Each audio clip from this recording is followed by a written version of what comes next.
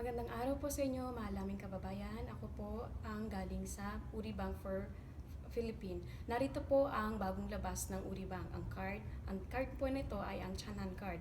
Ang Chanhan card po ay ginagamit po sa transportasyon. May dalawang klase po tayo ng card. Ang gray card at ang red card. Ang gray card po ay kailangan po siyang i-charge. Ito po ay ginagamit sa transportasyon. Ang red card naman po ay kailangan i-charge siya. So itong dalawang card na ito ay ginagamit sa transportasyon tulad ng bus at subway.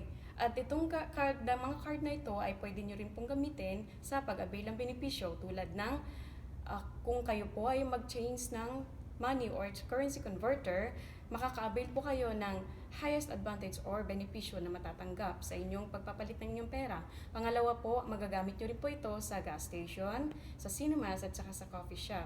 Napakaganda po ng benepisyo binibigay ng cards na ito.